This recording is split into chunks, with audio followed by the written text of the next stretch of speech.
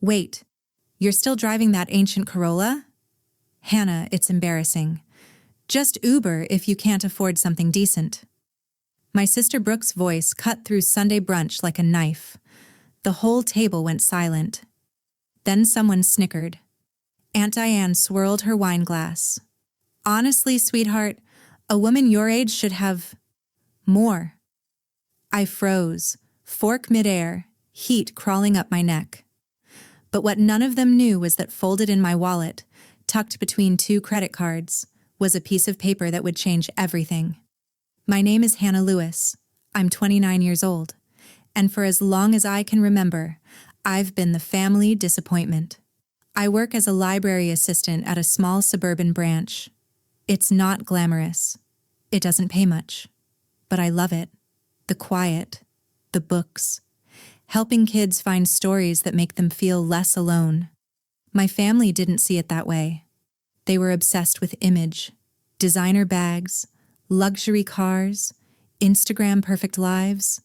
My sister Brooke, she's 26, a social media influencer with 50,000 followers and a flashy boyfriend who pays for everything.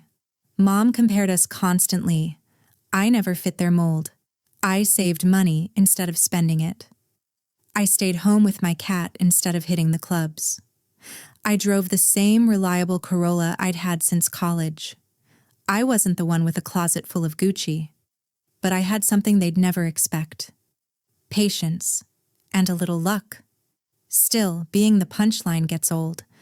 The boring cousin, the one who couldn't keep up. Sometimes, late at night, I wondered if they were right. If I really was wasting my life being so cautious. Drop your location in the comments. I read everyone.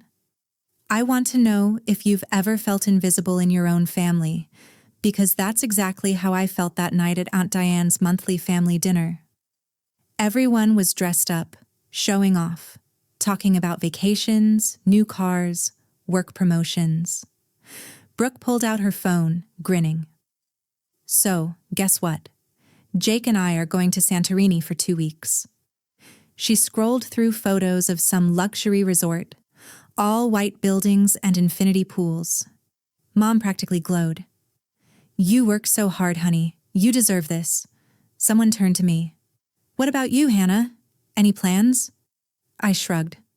Just a quiet hiking trip this weekend. Brooke smirked. Ah, that's cute. Very budget-friendly. A few people chuckled. Aunt Diane leaned back in her chair. Hannah, sweetie, when are you going to do something with your life?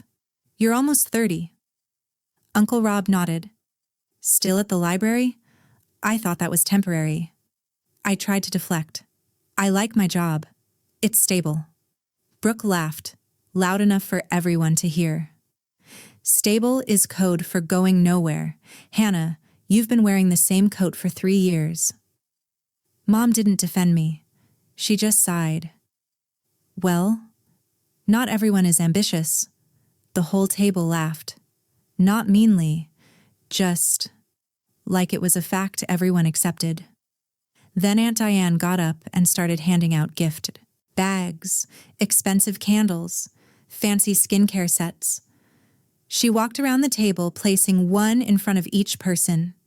She skipped me entirely. When I looked up, confused, she smiled sweetly. Oh, I didn't think you'd want one. You're not really into this kind of stuff, right? My throat tightened. I excused myself to the bathroom before anyone could see my face. I sat on the closed toilet lid, hands shaking. Pulled out my phone.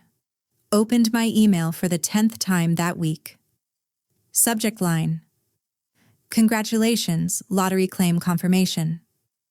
I'd won $2.8 million 3 weeks ago, and I hadn't told a soul. I thought that night was the worst of it. I was wrong. 2 weeks later, my cousin Jessica hosted her engagement party at a vineyard. Everything was planned down to the last detail, mostly by Brooke, who insisted everyone wear pastels and neutrals for a cohesive aesthetic. I showed up in a simple floral sundress. Nothing fancy, but it was clean and nice. Brooke took one look at me and sighed. Hon, Maybe sit this one out? I blinked. What? The family photo. The photographer's expensive and we want the pics to look, polished. My stomach dropped, but I nodded, stepped aside, watched my entire family pose and smile while I stood alone by the wine table, clutching a plastic cup.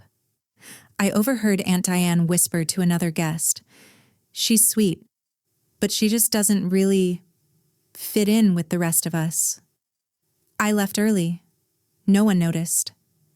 A week later, I was shopping at Trader Joe's after work, still in my cardigan, using coupons I'd clipped from the Sunday paper. I turned the corner and ran straight into Aunt Diane and Brooke. Diane's cart was overflowing with organic everything. Brooke was filming herself for an Instagram story. I tried to smile, say hi, and move on. But Diane spotted my coupons at the checkout. Her voice rang out, loud enough for everyone in line to hear. "Oh, Hannah, honey, are things really that tight? I can spot you if you need." Brooke giggled, muttered, "So embarrassing, just loud enough." My face burned. The cashier looked uncomfortable. I declined quietly, paid, left as fast as I could. I sat in my car afterward, gripping the steering wheel, staring at nothing. They have no idea, I thought. None. A few days later, Mom called. "Sweetie, I'm worried about you." "I'm fine, Mom. You're alone too much. I set you up with someone. Dennis. He works at the post office. Very stable. I thought you two would be compatible." Translation. She thought I couldn't do better. I met Dennis out of guilt. He was a nice guy. Really. But halfway through coffee, he said something that made my stomach turn. "Your mom said you're not really a career person. That's cool. I'm not either." I ended the date politely, but I felt gutted. It wasn't Dennis's fault, but my own mom had given up on me. She'd described me to a stranger as someone with no ambition. That hurt worse than anything Brooke ever said. Here's the thing, I'd bought that lottery ticket on a whim. After a particularly hard day at work. Just one ticket. $2. I checked the numbers on my phone while eating cereal in my pajamas. I didn't scream, didn't jump. I just stared. What they didn't know was that while they were buying designer handbags on credit, I was sitting on enough money to never worry again. But I didn't rush to claim it. I spent 2 weeks researching. Taxes, financial advisors, lawyers, anonymity laws. I claimed it quietly through a trust to keep my name private, kept working at the library, didn't change a single thing, drove the same Corolla, wore the same coat. I wanted to see what they'd do, if they'd ever love me without me having to prove I was worth it.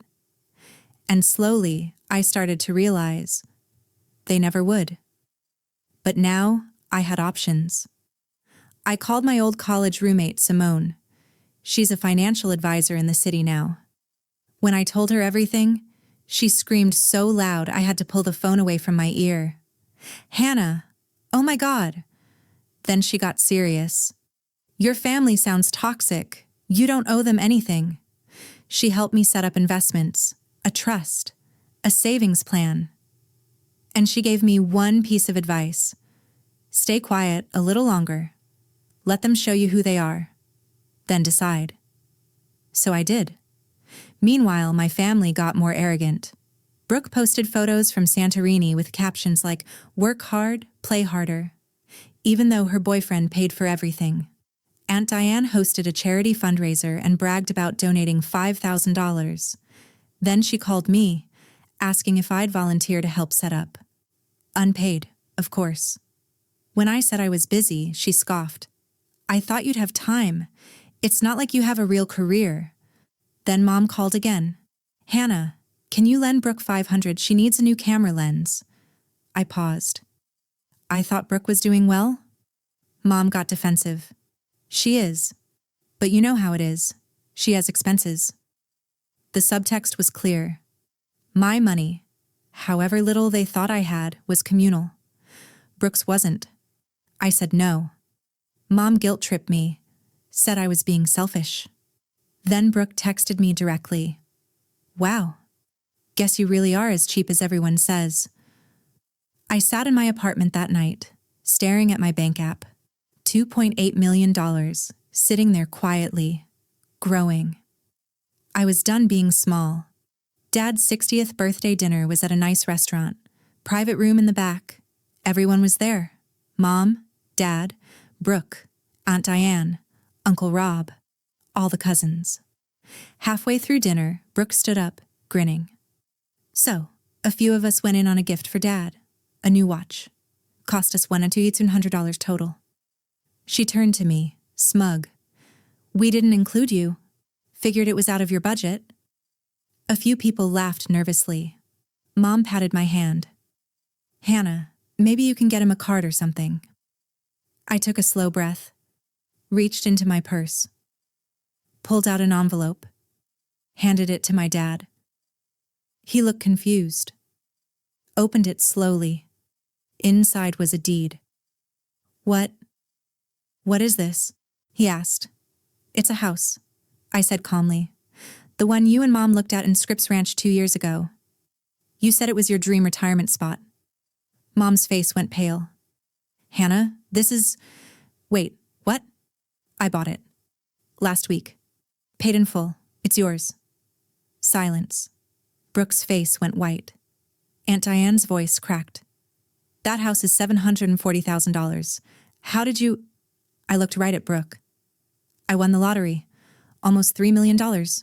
4 weeks ago. You're lying, Brooke whispered. I'm not. I claimed it quietly. Set up a trust. Invested most of it. Simone helped me. Uncle Rob leaned forward. And you didn't tell us? Why would I? I said evenly. So you could treat me the same way you always have, but with your hand out? Mom's voice shook.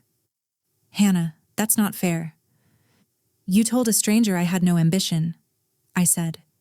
You let Diane skip me with gifts like I was invisible.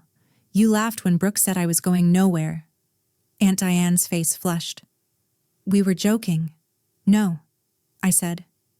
You weren't. I stood up. My voice was steady. I don't need your approval anymore. I never did. I just wanted you to see me. But you never will. I turned to my dad. Softer now. The house is yours? Because you actually loved me? Even when you didn't say it. Dad's eyes filled with tears. I left the room. Brooke called my name. I didn't look back. I drove home, hands steady on the wheel. No tears, just quiet. For once, their silence didn't hurt me. It freed me. Over the next few weeks, the texts came. Brooke apologizing, then asking if I could help with her rent. Aunt Diane saying she misunderstood. Mom wanting to talk things through. I didn't respond to any of them. I quit the library. Not because I hated it, but because now I had choices. I started a nonprofit literacy program for underserved kids. Moved to a small condo near the beach. Nothing flashy. Just mine. I kept my Corolla. Stayed close with Dad. He and Mom visit the new house often, and he thanks me every time. Mom's learning. Slowly. Brooke sent one more text last week. I'm sorry, really. I read it. Didn't reply yet. Maybe one day. But I finally understood something. I never needed their approval.